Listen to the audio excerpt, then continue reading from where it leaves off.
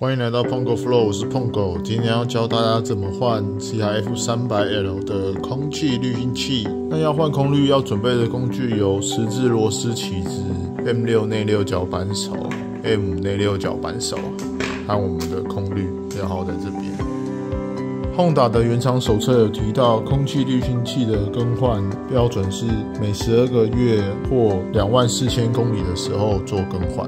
那这边可以发现，在原厂手册有提到说，在异常潮湿或多尘的地方骑行时，应更频繁的进行保养。换句话说，其实空滤如果用在越野的情况下，必须要更频繁的检查你的空滤，并确保你的引擎是健康的。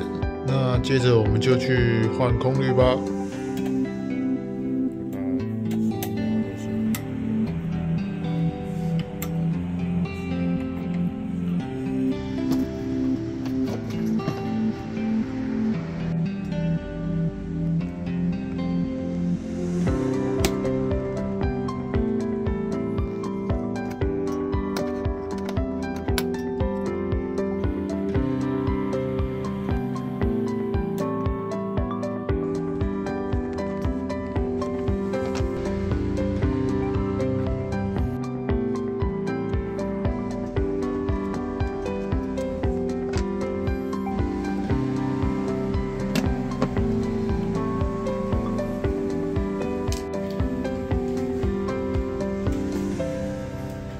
像我自己本身有在越野的情况下，我每500到1000公里的时候，我就会检查我的空滤。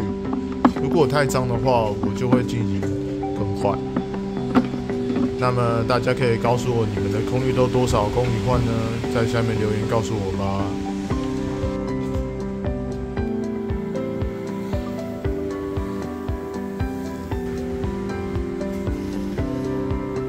像我们刚刚左边的是原厂空滤。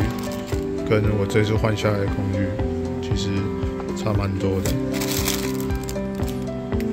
那我们现在就是把新的空滤给换上去。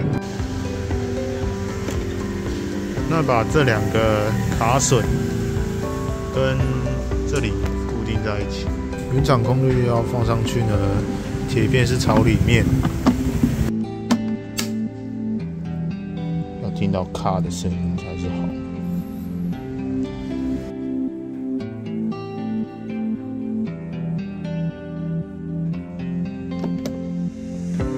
好的，那我空滤就换完了。如果喜欢我的影片，帮我按赞、订阅、分享，并开启小铃铛。我是Pongo，下次见，拜拜。